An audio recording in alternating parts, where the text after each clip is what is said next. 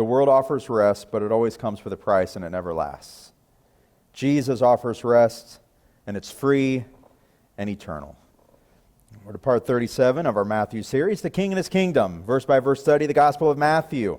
We're a gospel that began with the presentation of the King, Gospel writer Matthew, tax collector, former tax collector turned disciple of Jesus Christ, recorder for the disciples, presents to us within the Gospel of Matthew Jesus as King. We saw that. We saw the proclamation of the King, the Sermon on the Mount. We've been seeing the power of the King in the Gospel of Matthew. A gospel that's written in theological order. Matthew wants you to understand who Jesus is. He's King. And He's given a proclamation. But He's a King with all power and all authority. He's a King that desires relationship with people. Real relationship with people, where He will actually know them in a relational, intimate way, where He's able to spend time with them. And something grips His heart and grieves Him. And that is when you've got people who claim Him but don't know Him. People who want just enough of Him to help them through whatever their current problem or situation is in the moment. Or they want just enough of Him to be able to make it to, heaven one day. But they don't actually want Him for who He is, King. And that grieves Him. And He looks at those individuals and He says, the harvest is so great. Look at these individuals. The harvest is great. The laborers are few. So what we've been seeing the last several weeks is where Jesus sees the harvest of the people, this problem, and He sees a solution for the problem. And the solution is this, that the true laborers pray to the Lord of the harvest, that He sends out laborers into the field, and then immediately following that, Jesus sends laborers out into the field. He sends the 12 out there into God's fields to bring in the harvest, but then He goes solo. And that's where we're at in Matthew chapter 11. While the disciples are out there, 2 by 2, out there, taking God's word into the field, taking the good news of Jesus Christ into the field, Jesus is going out there on a solo mission. And in Matthew chapter 11, we begin to see some of the purposes of the King. We've already seen where His purpose is to teach and preach the good news of the kingdom, to encourage the discouraged. How many of you are grateful that that's our King? If you're in the kingdom and you're kind of discouraged, what does the King do? He doesn't add to your discouragement. He adds to your courage, your ability to do what needs to be done. So He encourages the discouraged within the kingdom. We saw that by way of John the Baptist, sitting in prison, discouraged in his circumstances. Jesus was both seemingly doing what He didn't think Jesus should be doing, and He wasn't doing what He thought Jesus should be doing. He's sitting there oppressed. He's sitting there as a captive, and He's like, the Messiah was supposed to be setting the captives free, but here I am. And you see this definitive shift in John the Baptist. Earlier, we see him introduced as this man so bold for Christ, so bold for the Messiah, and now he's burdened in his circumstances. So King Jesus speaks some loving and impacting words to penetrate John's soul, to be able to lift him up, and He can do the same for us. So the challenge was to listen up. Listen up to what the King has to say. If you're a citizen within the kingdom and you find yourself discouraged, let the King encourage you. John receives no words of rebuke from the Messiah, from King Jesus. But the crowd that surrounded King Jesus received a major rebuke. We saw where the King's purpose isn't just to preach and teach the good news in the kingdom, to encourage the discouraged, but last week we saw where it is to rebuke those who reject Him. There were many within the crowd that were there to hear Jesus, were there to witness the miracle shows. Physical proximity, they were kind of close to where Jesus was. But Jesus looks at them and He knows they're rejecting Him for who He is. And He speaks a rebuke to them. We saw last week where Jesus sees those who are dissatisfied with him and those who are demanding of him. And he looks at them as spoiled, immature children. We saw where Jesus says that judgment is going to be much more severe for those who have more knowledge and revelation to reject. We even saw the comparison between Capernaum, where Jesus' ministry was located. And man, they saw a lot. And he says, oh, Sodom's going to have it a whole lot easier than you when it comes to judgment. The more we've heard, the more we've seen, the more we're accountable for. The more head knowledge we have, the more severe the potential punishment for rejecting what we know. And this morning we're going to move on from there. We're going to uncover a fourth and fifth purpose as we wrap up Matthew chapter 11. A fourth and fifth purpose of the King. Everyone with me this morning? All right, check this out. Matthew chapter 11, verse number 25. I think I heard from this section a few people. People over here, you guys ready as well what God has for us this morning? Check this out. Matthew chapter 11, verse number 25.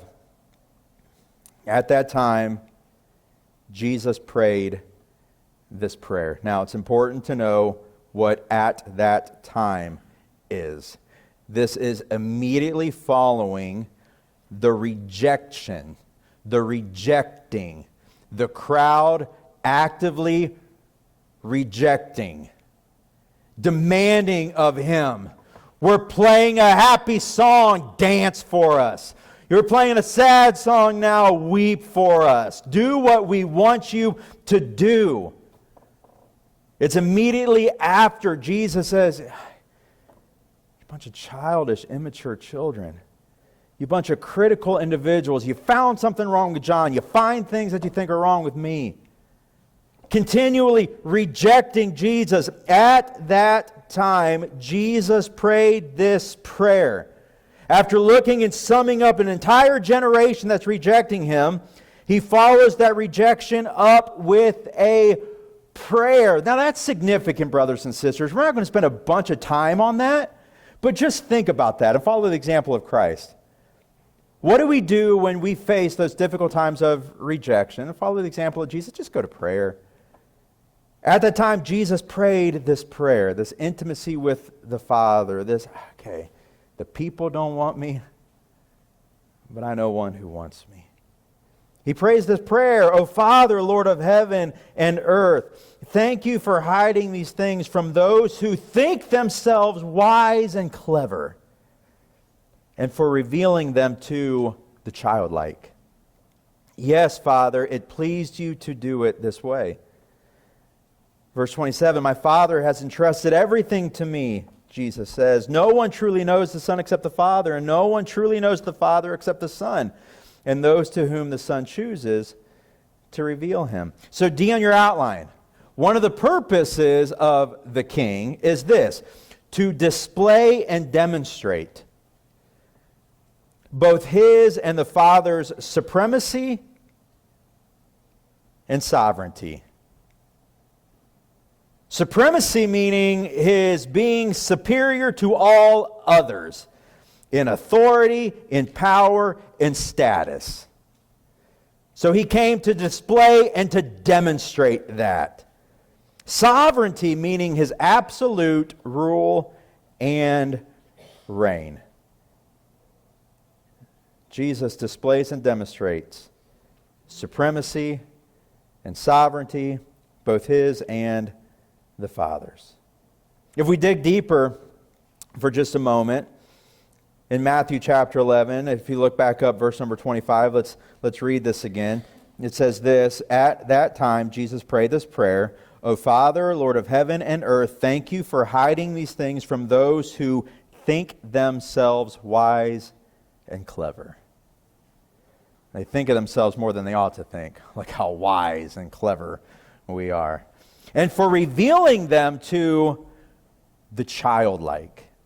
Yes, Father, it pleased you to do it this way. And if you remember last week, we saw Jesus calling the generation childish. You remember that? They're childish. Here, he commends the childlike. childlike. It's the childlike who sees him for who he is. So on one hand, he says, don't be childish. Those qualities and attributes of a child that demands their own way. Give me, give me, give me, or I'll scream. And if you don't give it, I'll scream even louder. That sort of a thing. No, don't be like that. But that childlike nature. He says, no, be like that. Be the type of individual who's going to see him for who he is. That childlike faith. That humbleness, humility of saying, okay, yeah, I need that. I need him. A couple points. One being this: those who think themselves wise are often the most blind. Okay, so understand that this morning. And so what he's talking about, the people who think themselves wise. You ever notice that a child asks a lot of questions? A lot of questions. And if you don't give them the answer, they continue to ask the question. And I've learned a while back that there's some times where I got to guess. I got to get, because I don't know the answer. Now I'll preface with, I'm just guessing here, buddy. I'm guessing that the Lakers record back in 1998 was 50-32, because I have no idea. What do you think? But what was it? What was it? And those types of things where you're asking those questions over and over and over again. That's childlike. They ask the questions because there's information they do not yet know. So they ask. But those who think themselves wise and clever, why do we need to ask questions when we already know it all? Why do we need a king to rule and reign over us when I'm doing a mighty fine job of doing that myself? Thank you very much. I mean, I'm pretty good at the whole control thing. Really good at that, So I'll just go ahead and I'll stay in control of all. I'll control myself. I'll try to control those around me because that's what I do. Those who think themselves so wise and clever are always the most blind. Blind to spiritual things. Blind to supernatural things. Time and time again, they miss it. They miss the significance of the moments. Where just simply following Jesus' lead, He will lead you to where you need to be. He'll give you the information you need to know. Let Him control. Let Him lord over you. That's not a bad thing. That's a good thing. That's a beautiful thing. Because He knows how to get to where you claim you want to go. An eternity with Him, heaven's most holy place.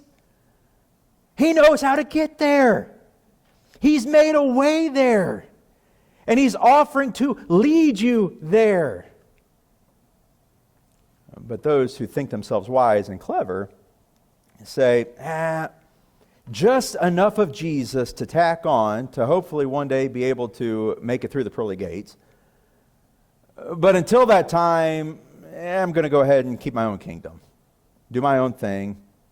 Control. And they miss the spiritual, supernatural things that Jesus would have led them into. Those miracle moments.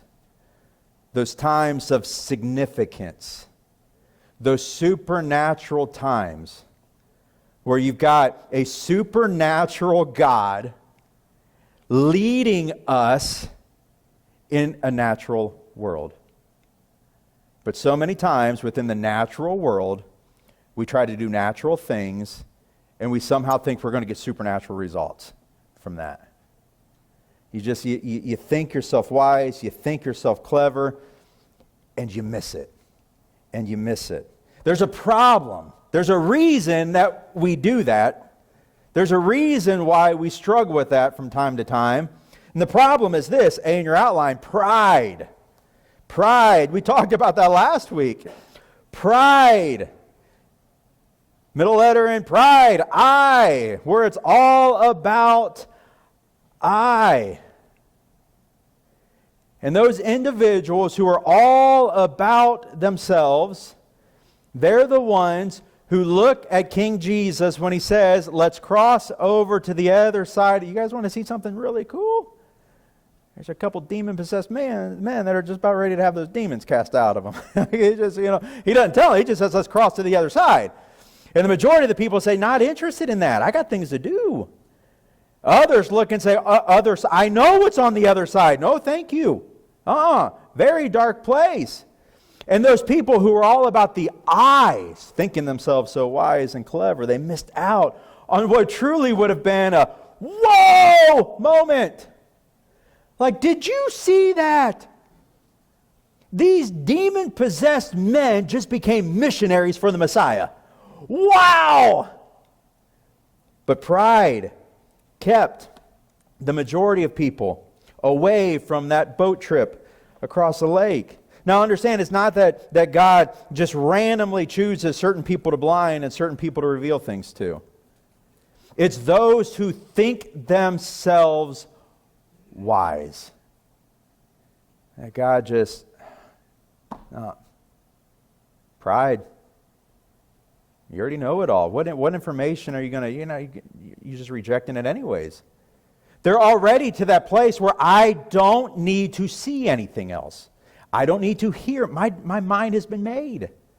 This is where we're at. Scripture tells us this, 1 Peter chapter 5, verse number 5, the B portion of it, it goes right along with this. God opposes the proud. Again, those who think themselves wise and clever.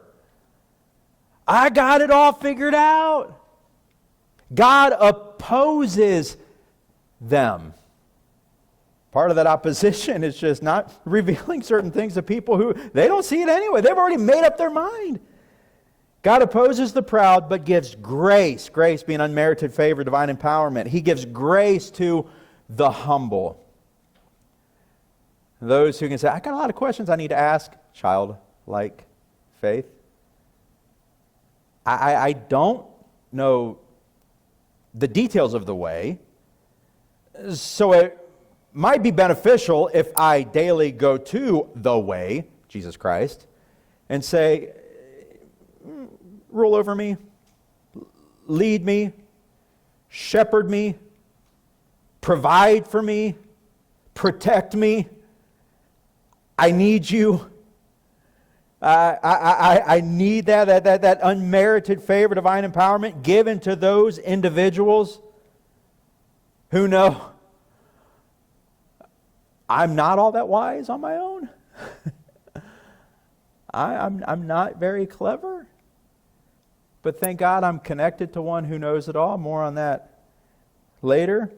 So this unmerited favor, divine empowerment, it's given to the humble. So here's the challenge, verse number 6, 1 Peter 5, 6. So what do? We should humble ourselves. Humble ourselves. Now, do your neighbor a favor this morning and nudge them and give them this encouragement to humble yourself. Humble yourself. Sometimes we struggle with that. If your neighbor, I'm telling you, humble yourself. Humble yourself. Listen, don't hate on me because I encourage you to, you don't have to say it verbally to me. You know, that could hurt my feelings. But no, feel free to verbally tell me. You're not all that wise and clever. Know that, brothers and sisters. You're not all that wise and clever. Now, we should grow in wisdom on a daily basis. Grow in wisdom. But never come to that place where you just, look at me, I'm a wise man. Might even be the wisest man in this entire room. That's a bad place to be. That's a bad place to be. No matter what room you're in, you look around and you know that I'm not the wisest man in this room, because even if you're in the room there by yourself, you're still not the wisest man in the room. God's in there with you. And we've always got something to learn from Him. And the reality is we've always got something to learn from one another. That's why we submit ourselves one to another. You always got something you can learn from one another. So what do? So we humble ourselves, but we can humble ourselves under the mighty power of God. And at the right time, what will He do? Lift you up in honor.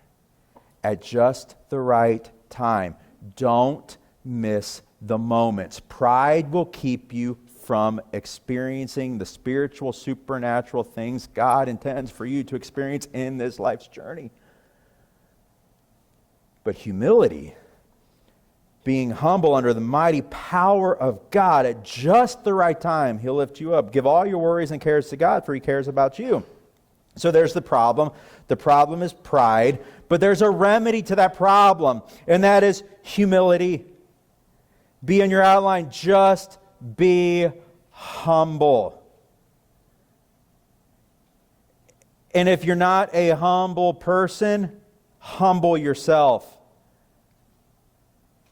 Daily choose humility. It's the right place, it's the right direction to go.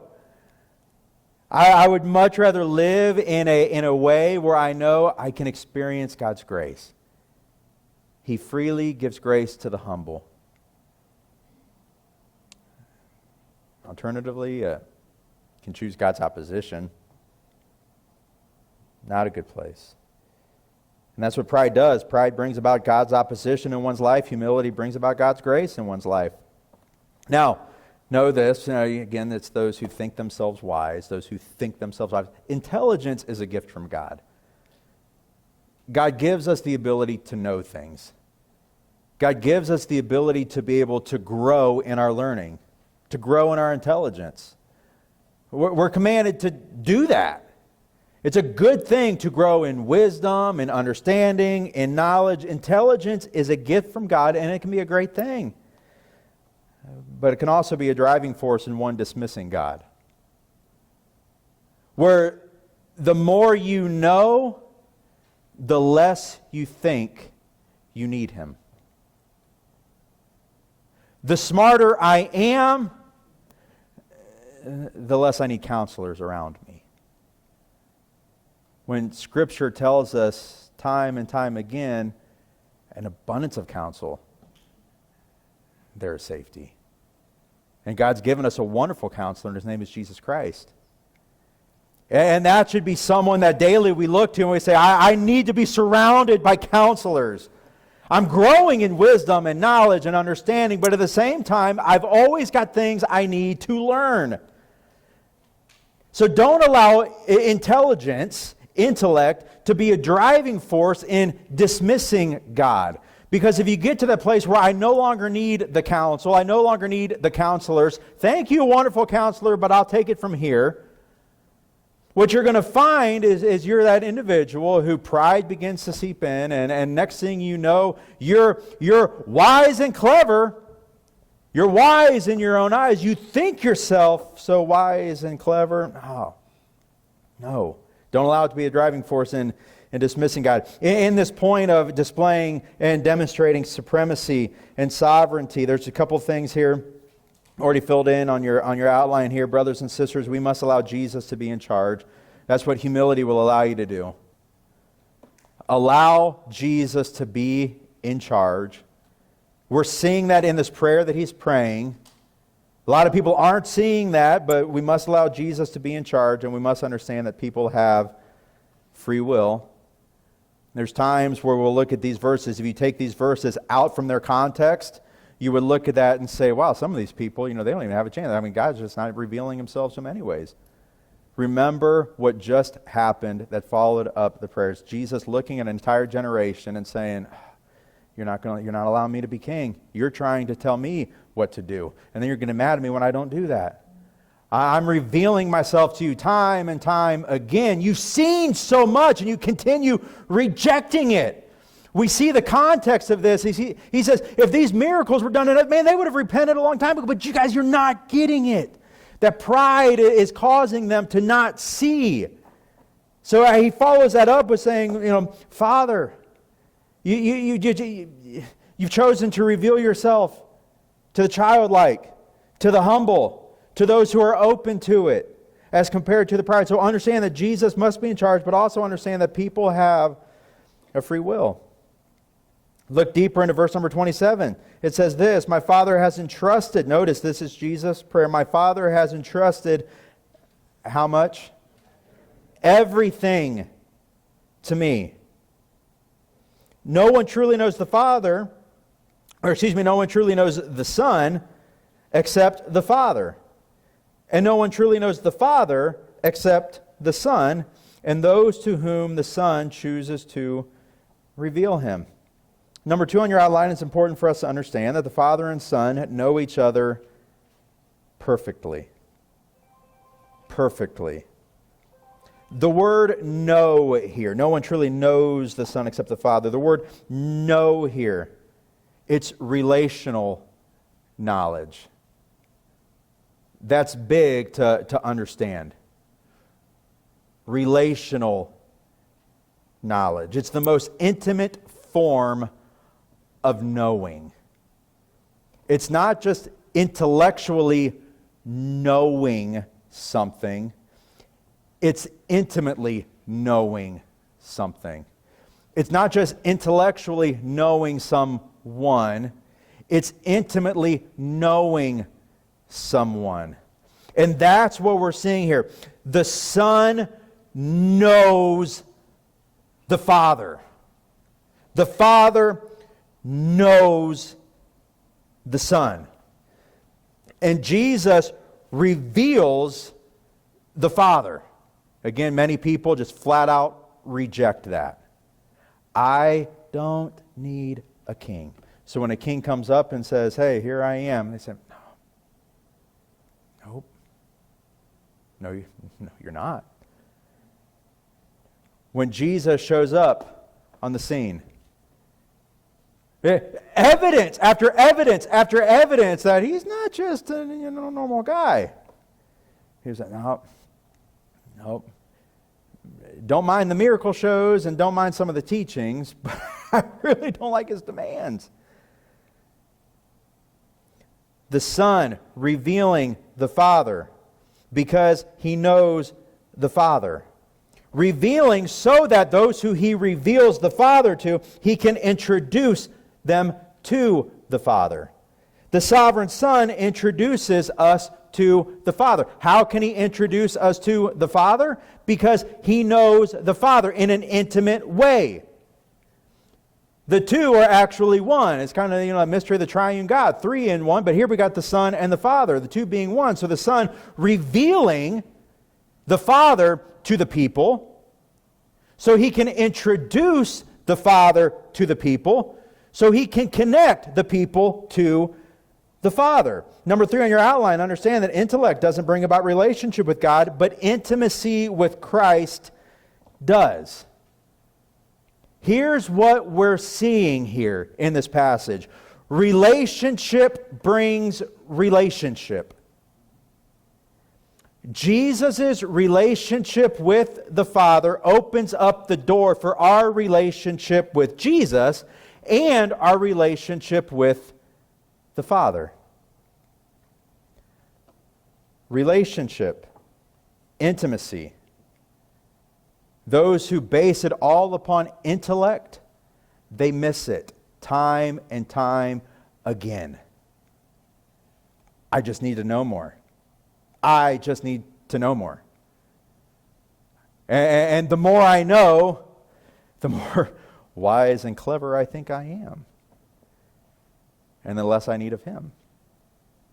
So they grow in intellect, but they're absolutely bankrupt of intimacy. Jesus doesn't start, spouting off to the people, hey, I'll tell you how much information I know about God the Father. Like, come on, try to give me a theological test. I'll ace it.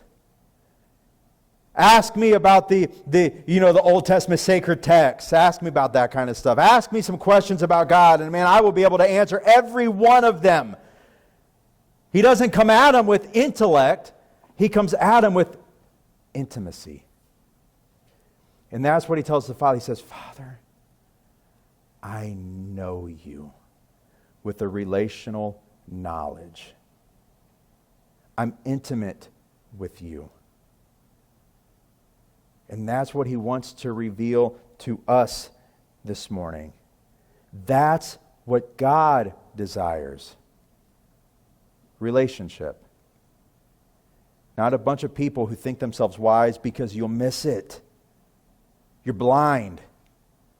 But the type of people who with that childlike faith say, God, I just want you. Jesus, I just want you for who you are. This relationship, this intimacy. Moving on to verse number 28. Now again, don't miss the flow of this passage.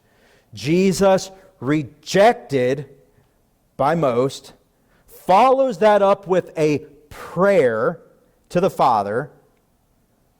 But then we find this, Matthew chapter 11, verse number 28. Then Jesus said,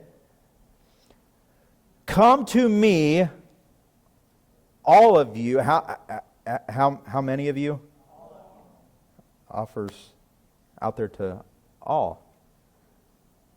Again, so it's so important to get the context of any text and not to take certain texts out of their context and make them read what you're being told they should read.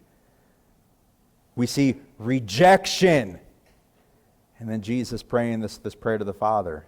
Followed by an invitation once again to everyone. Then Jesus said, come to me, all of you who are weary and carry heavy burdens, and I will give you rest. Take my yoke upon you. Let me teach you. Because I am humble and gentle at heart, and you will find rest for your souls. For my yoke is easy to bear, and the burden I give you is light. He follows up rejection with a prayer, and he follows up prayer with an invitation. The fifth purpose of the king, as we see in Matthew chapter 11, is the purpose to extend an invitation to all. E on your outline. The disciples are currently out on the mission trip to God's chosen nation. Remember, they were to go out there to the children of Israel, go out there to that nation, and go out there into God's fields. The ones who have already been called out to this holy living, go to them and reveal to them the good news. And as they're out there on a mission to God's chosen nation, Jesus is now on a solo mission, putting out an offer to all nations, opening it up to everyone. If we dig deeper now, look again up to verse number 28. Jesus said, come to me, all of you who are weary and carry heavy burdens, and I will give you rest. King Jesus is not only the sovereign Savior that we've already seen him reveal himself to be, but he's also a gracious God. He gives a promise of rest. But this promise is a conditional promise, which requires a condition be met. And the condition is one that we've seen time and time again in this Matthew series. It's been worded different ways, but it's the same premise. A in your outline is it's come to me. Conditional promise. I give you rest, but you got to meet this condition. Come to me. I'm bringing about a kingdom. It's the kingdom of heaven, and it can be experienced on this earth. But you got to repent and follow me. Here, come to me. Leave your old way of doing things.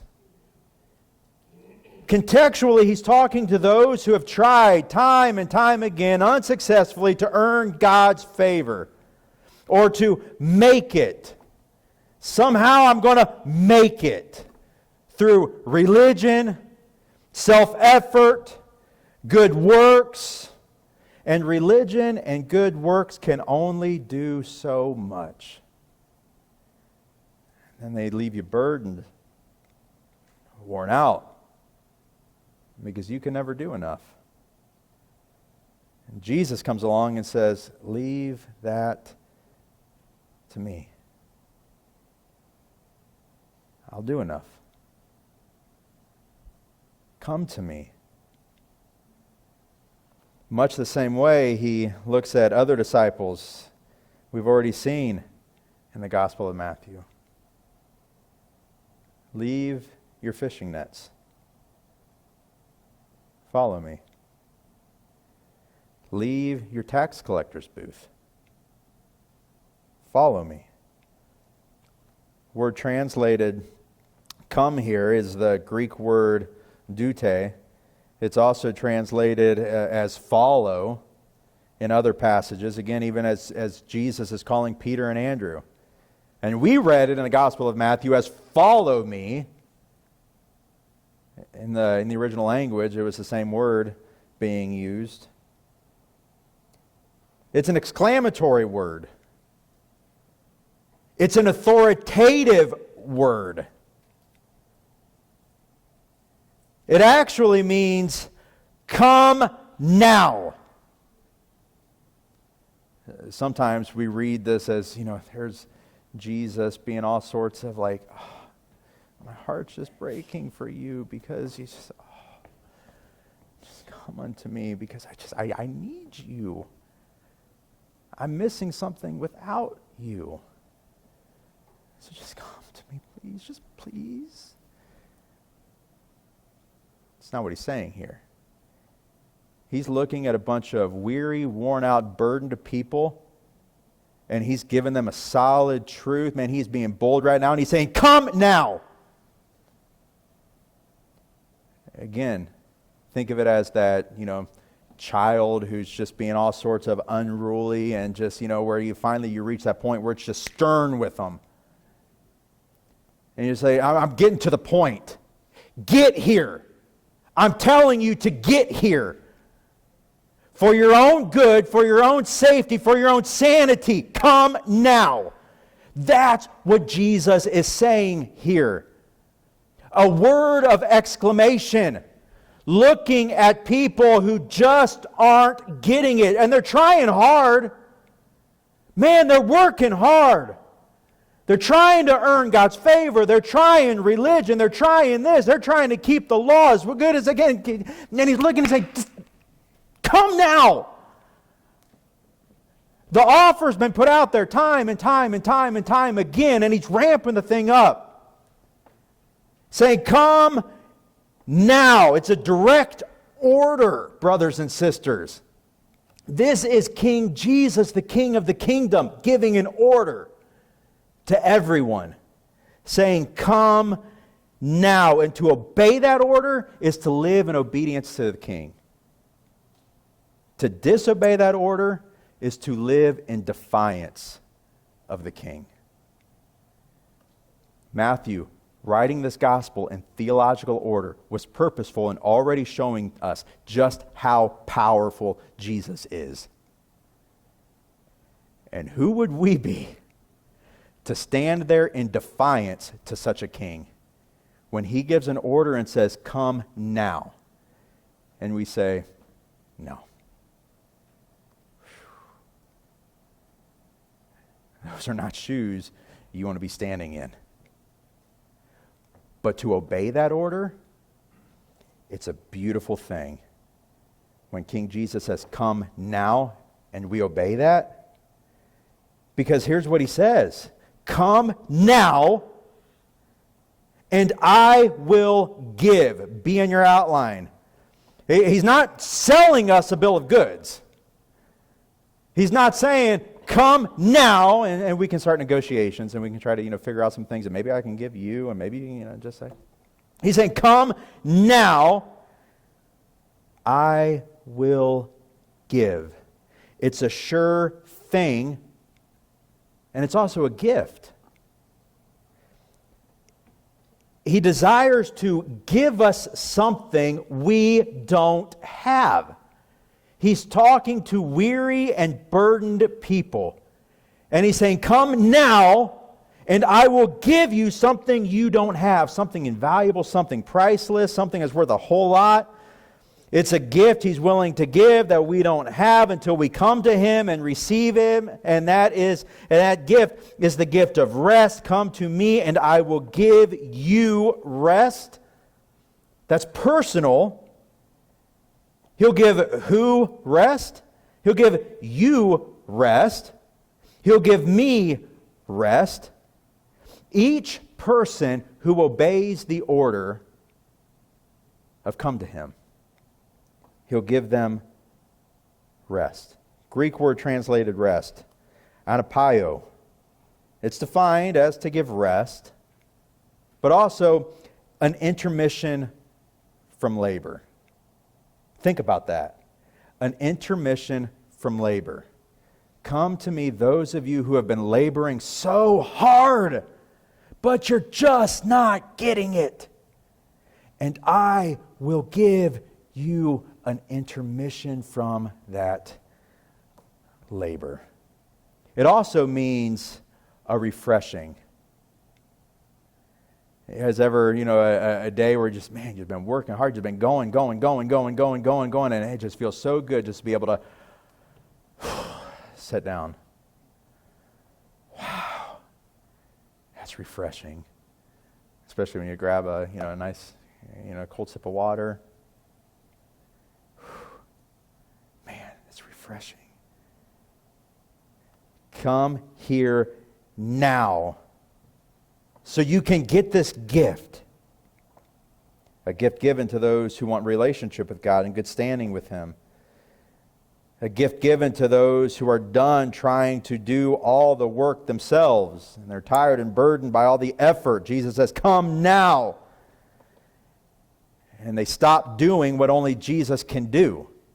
Or they stop trying to do what only Jesus can do. And they let Him do it for them.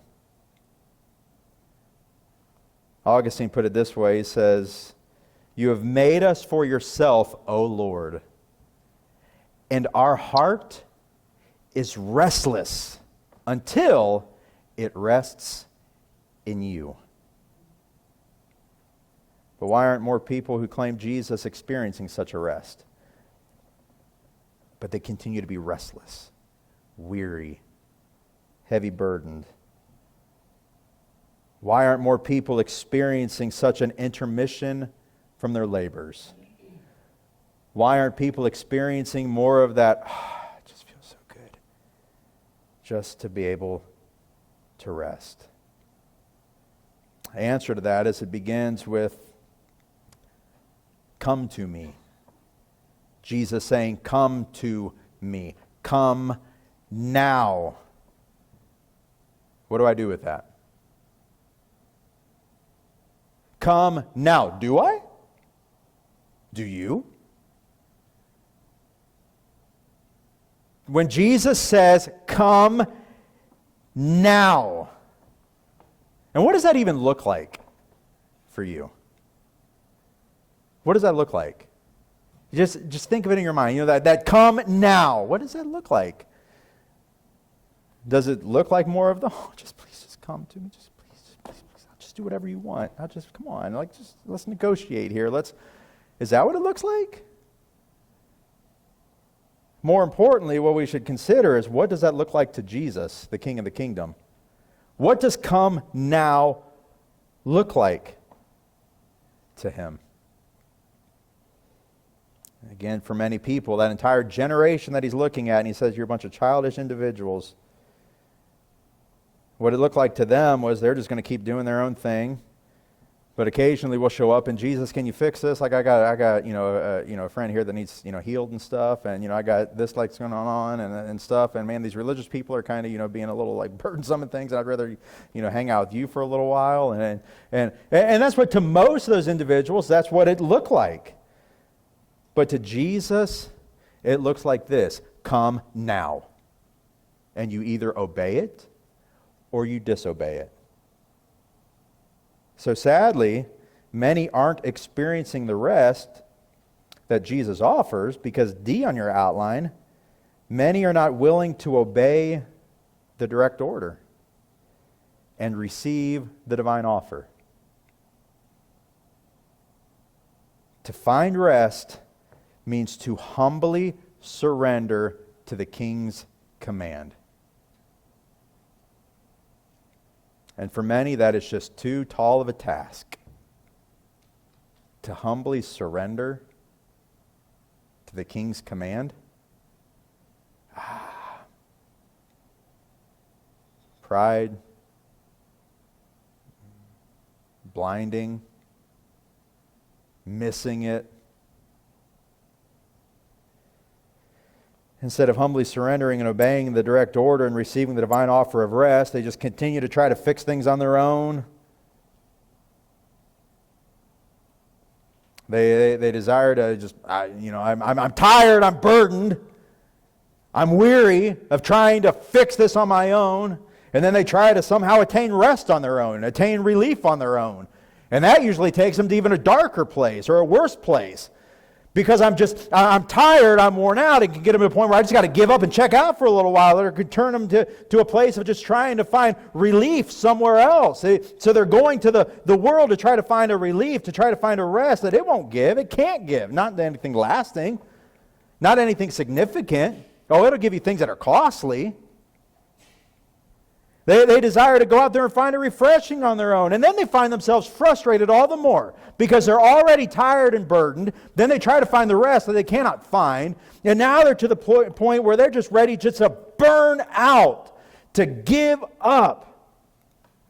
All the while, King Jesus says, come now. You're tired, you're burdened, I see that. Come now. Verse 29, take my yoke upon you. Here's where we're going to see that whole connection thing taking place. Come now, I'll give you rest. Take my yoke upon you. Yoke. Now, think about this. As a carpenter, Jesus likely built a yoke or two in his day. He was familiar with them. A yoke was used by farmers to connect and combine the effort of two or more oxen to complete the same task. You got a field to plow. So we got two oxen here. We're going to connect them together so we can do this task together. Oftentimes what the farmer would do was take an experienced, stronger ox, and they would put it together with a less experienced, weaker ox. And the more experienced ox, in a sense, would lead the less experienced and and the weaker one, and it would lead them in the direction. This is what you do. What it is Jesus is giving us this picture of connection, this picture of relationship, this picture of fellowship, this picture of obedience, where one ox is the stronger of the two, and the other one somehow, some way, is going to eventually learn that I can't overpower this one. And it's a whole lot easier when I follow his lead. That's what Jesus is showing us. This picture of connection, this picture of fellowship, this picture of obedience. So when he says, come now, let me give you rest, he follows that up with a picture of take my yoke upon you. He doesn't say, give me your yoke. No. Take my yoke upon you. Let me teach you. This word translated teach here, it's a discipleship term. It's the same word that's used in Matthew chapter 28 in the Great Commission, where we're called to go out there and make disciples of all nations. It's discipleship. Let me disciple you. He goes on and he says, because I am humble and gentle at heart, and you might find rest. You have the potential of finding rest. What's going to happen? You will find rest. And what kind of rest is it going to be? Rest for your souls. For my yoke is easy to bear, and the burden I give you is light. So we come to Jesus, and we give him the weight of our sin, the weight of our inadequacy to save ourselves. And He carries that weight as we follow His lead and as He teaches us. The second subpoint is a long one. All right, so you guys ready for this? The King knows the Father, reveals the Father, obeys the Father, and when we yoke ourselves to Him, He leads us to the Father. And it's by His strength and discipling we grow in holiness before the Father and experience soul rest. Now, some of you are probably looking at that and saying, I could have broken that up into a few different points and made it, less of a, but I'm not wise and clever, so I hope it makes sense. It's what we've been seeing in this passage. The King knows the Father, relational knowledge, intimate knowledge, and He reveals the Father. He obeys the Father. He obeys Him perfectly. And when we yoke ourselves to Him, brothers and sisters, that means connection.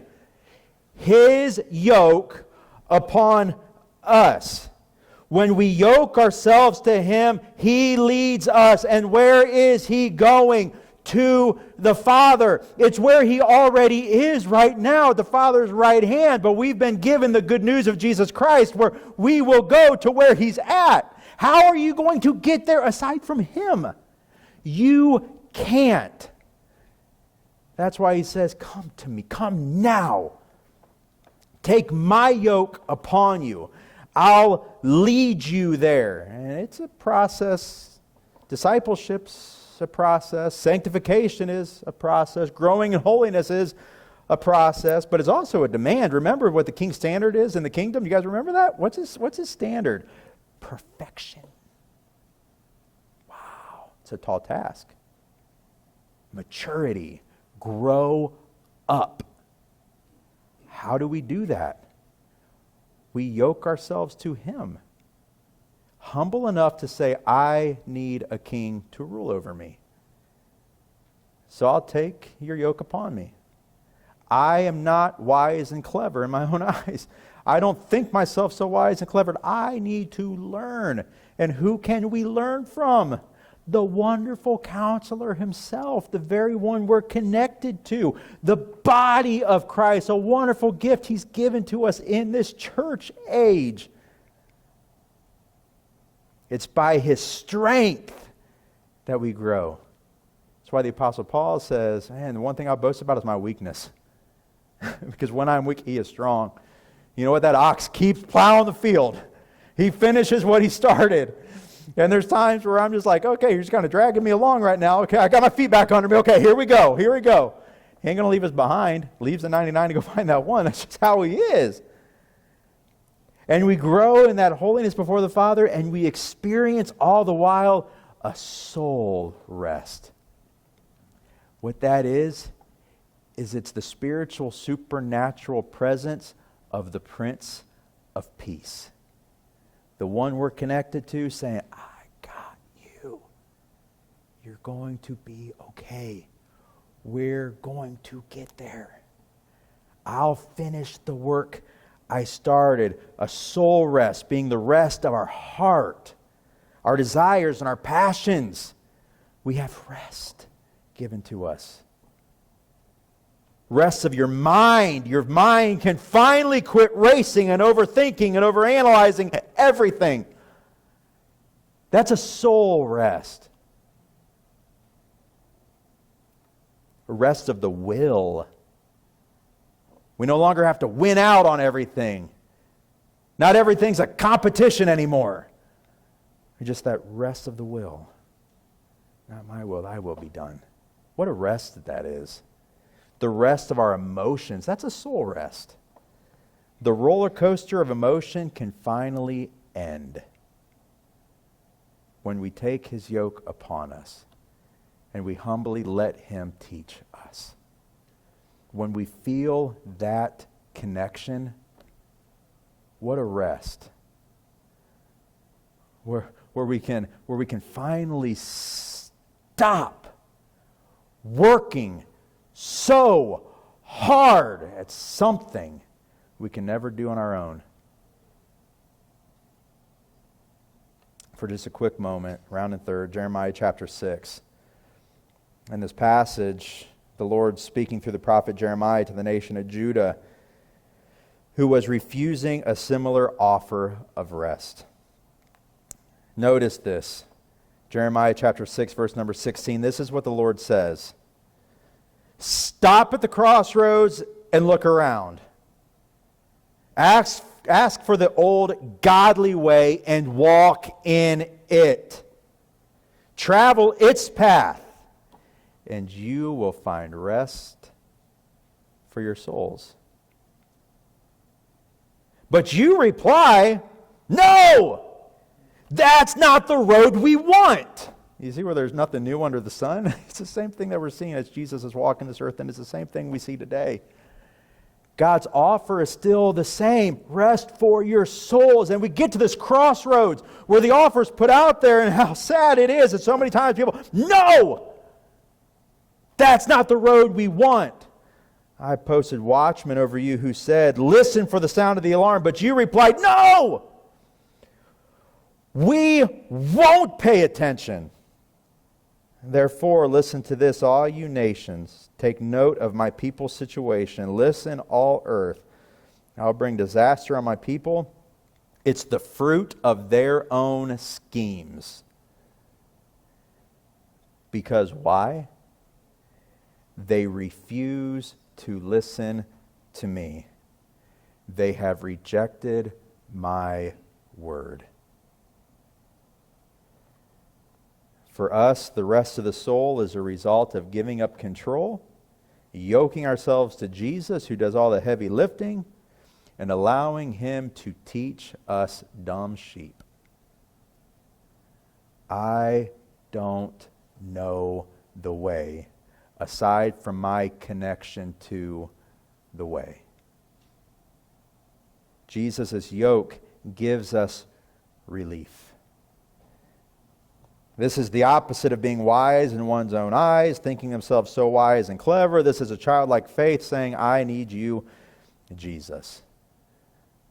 The world tries to offer rest. Sometimes it's vacations that are intended to give us rest, but they're only temporary, and sometimes the vacation can even leave us more tired and burdened than before. I've been there, done that. Sometimes even staycations, where that won't cost us anything, but it eventually costs you something. The world offers just buy this, add to that, this will give you rest, that'll make life easier for you, just have this, just have that, and just never lasting, always costly. Jesus comes along and He offers a rest that's eternal. And what's it cost? In one sense, nothing, it's free. There's an old Spanish proverb that says this, how beautiful it is to do nothing and then rest afterward. How beautiful that would be, right? To do nothing. And then after you're done doing nothing, you just rest. And basically, that's what we're seeing here. Jesus saying, let me do what you cannot do. And then let me give you rest. Jesus says, I'll do the lifting, I'll do the teaching, I'll do the leading. Just take my yoke upon you and receive rest. It costs us nothing, yet such a rest demands that we give up everything, in the sense that we give up control. We die to self. And what's the result of dying to self? Being raised to new life in Christ is what Paul describes to the church of Colossae. In Colossians chapter 3, he says this, verse number 1, since you have been raised to new life with Christ, set your sights on the realities of heaven, where Christ sits at the place of honor at God's right hand. Think about the things of heaven, not the things of earth. For you died to this life, and your real life is hidden with Christ in God. And when Christ, who is your life, is revealed to the whole world, you will share in all His glory. Look once again, verse number 30 of Matthew chapter 11. My yoke is easy to bear, and the burden I give you is light. Know this before we close, brothers and sisters. His yoke isn't easy just because it's light. In fact, the Greek word translated easy is krestos, and it means well-fitting. Well-fitting. Again, Jesus, being a carpenter, probably built a yoke or two. He knows that they have to be well-fitting and they have to be customizable, because no two oxen are the same. And He knows that about you, and He knows that about me. So Jesus is saying His yoke is easy because, be on your outline, it fits us. And it fits us for the kingdom. Our connection with Christ is what fits us for the kingdom, as the King does the leading. The yoke He has for you is well-fitting. It's exactly what you need. And it'll fit you for the kingdom. And closing comfort and challenge this morning comes by way of a parable about a young man who was on his horse and wagon on his way to the market. When he passed by an old man carrying a heavy load. So I want you to get this parable. Imagine this taking place. Young man, horse and wagon, on his way to the market. Here is an old man on his way to the market carrying a heavy load. This young man had compassion on the old man, so he invited the old man to get into his wagon. The old man was grateful. He accepted that offer and said, "Thank you, thank you." As they continued on the journey, after a few minutes, that young man, the driver, turned to see how the old man was now doing, expecting to see that he found some relief by being able to ride in the wagon. He looks over and he sees the old man continuing to strain under the heavy weight, trying to lift this thing as they continue to head their way to the market. The old man explained to the young man, when posed with this question of why are you still straining under the weight of that basket, the old man said, "Well, I knew your offer was to carry me, but I did not know that you also meant to carry my burden." When you see that picture of this old man on a wagon continuing to strain under the weight of that burden, sadly, that is a picture of what many professing Christians do within this life. When Jesus says, "Take my yoke upon you. My burden is light and free. Let me carry the weight that you're not meant to carry." There's a reason Jesus was sent into this world. It was to do what you and I could never do. To save us and to fit us. What we oftentimes see is Christians carrying the heavy burden of trying harder. I've just got to try harder. I've got to get this thing figured out. I'm not good enough to please God, so I've got to try harder. All the while, God Himself said, let's know each other intimately, relationally. Let's get connected. let me teach you. Let me help you. Let me get you there.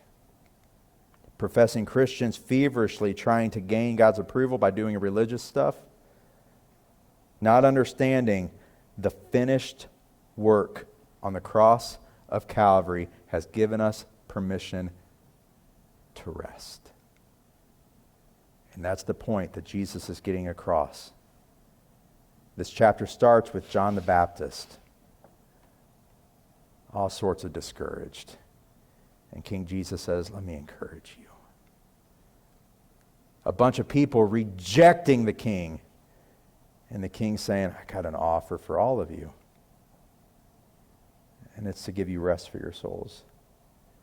Brothers and sisters, the order's gone forth. King Jesus says, come now. And my prayer is that we obey that order and we find rest for our souls.